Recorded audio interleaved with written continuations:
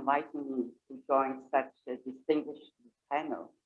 Particularly, I'm very pleased to meet and talk to former colleagues in Geneva. So I appreciate it very much. First, congratulations. We have the first Lady DG and Lady DDG. So congratulations. And I'm also very pleased to see Arancha. We have been celebrating the 10th anniversary in Shanghai together with the DG Lani. And also talk to so much to Alan. Yeah. Great expert on the WTO and also international trade and broader issues. So you brought to the WTO, appreciate it very much. Now I would like to add a few points in the legal field. Since China's accession to the WTO, I think very remarkable achievements have been done, particularly in the field of opening up and the rule of law, both domestically and internationally.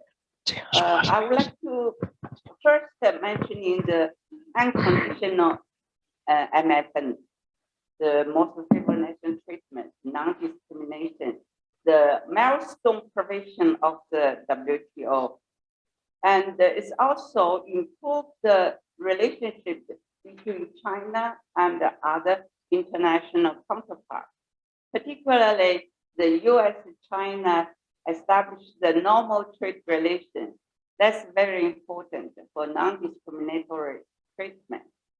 And I see also the recent active negotiations and conclusions on the service domestic regulation is a remarkable achievement because the big players, EU, the US, and China can reach an agreement and lead those other 57 members, encourage people to pursue more reforms in the years and the time to come.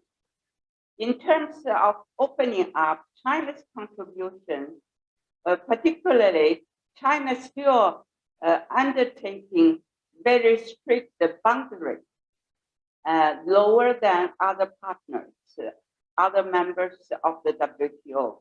And China has lowered down its tariff from, in the past, 50%, some sectors, even 80%, down to now only 7.4%, much lower than the average of developing countries, 15%. It's also lower than its initial commitment, 9.2%. By opening up foreign consumers and business people, they get more opportunities to come in, and also Chinese consumers, they can purchase cheaper goods from abroad. In the field of rule of law, very significant. China has liberalized its trading system, abolished the trading rights. Now everybody can do foreign trade, including foreigners and joint ventures. As the previous speakers mentioned, it's a great contribution of China to the WTO, making the WTO more representative in the world, 1/5 of the world population. And China has abolished, since its accession to the WTO, 2,400 rules and laws and regulations, and 190,000 local regulations. It's a really significant progress in the rule of law in China. The transparency making the business environment much better than before. Since I returned back, I can see my friends from joint ventures, they also happy with the current because the environment is so easier than before. They can get rules and laws and regulations. It just even they said that it's much faster than they could get a home at their own country. So that is significant. And they are continuing to do so because recently they have abolished and they also established new rules, very strict. Ask the governmental agencies to make a one-shop business operations.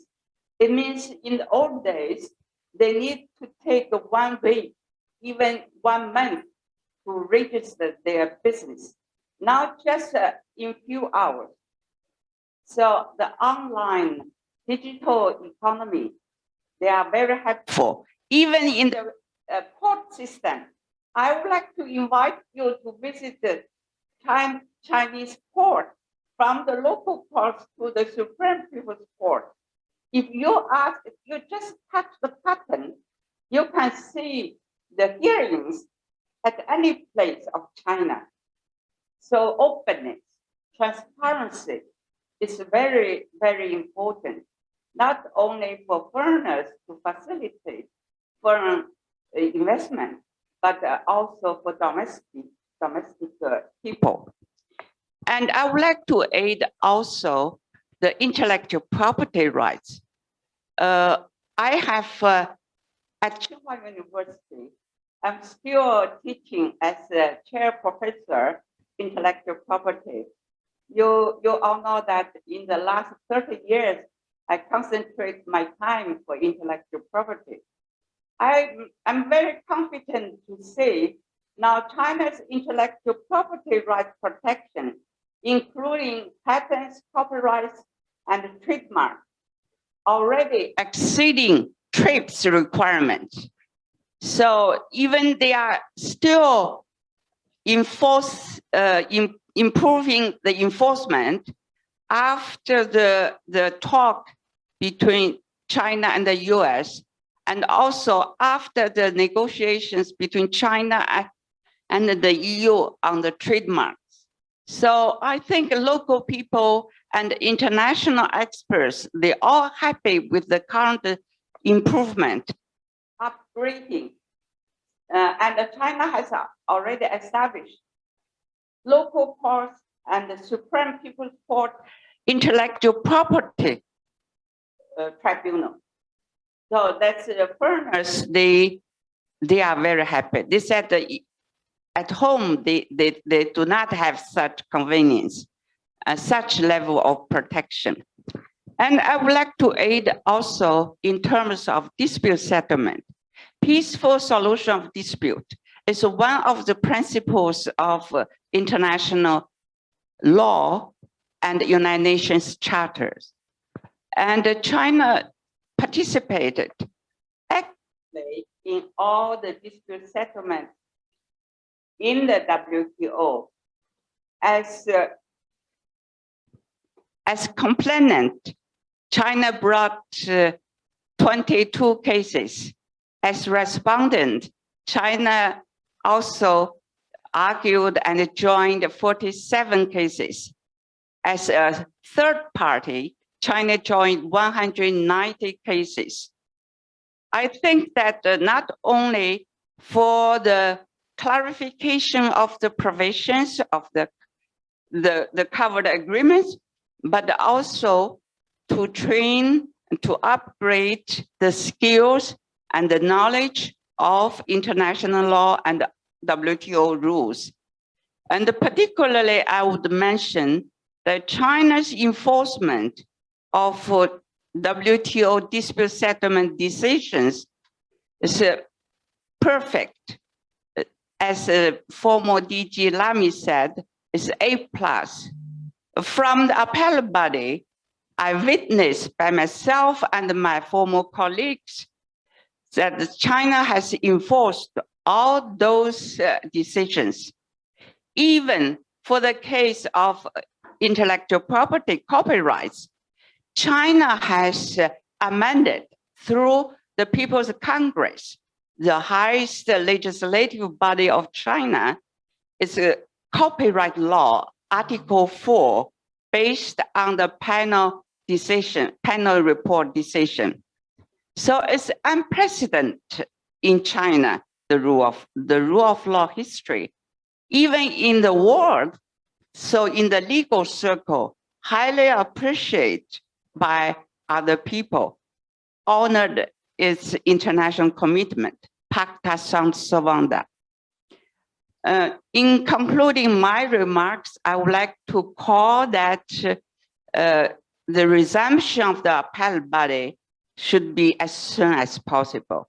It's really very bad and also against the DSU prompt and the positive solution of disputes is the central element for the security and predictability of the multilateral trading system. But now there are already more than 15 appeal cases, but the appellate body is functioning. So we need to resume its function and meanwhile to pursue its reform.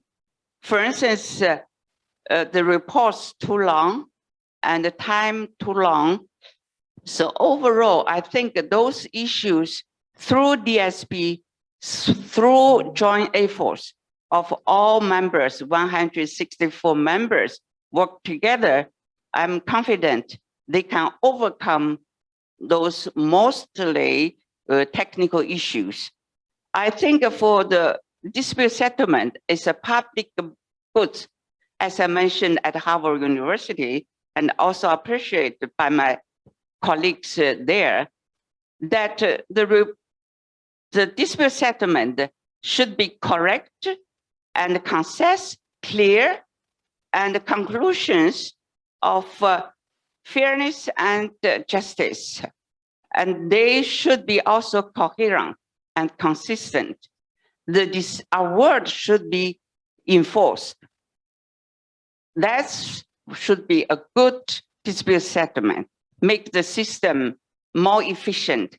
So, and all people involved in the dispute settlement, they should observe a very strict code of conduct, independent and impartiality, to ensure that the WTO dispute settlement still the crown jewel, the best part and the function, the best, highly appreciated by people, should be resumed. And I should say objectively assessment that the WTO dispute settlement, in terms of the level of participation, in terms of the average time of conclusion of a case, in terms of the burdens, I think that compared to ICJ or to ICSID, the WTO is doing well.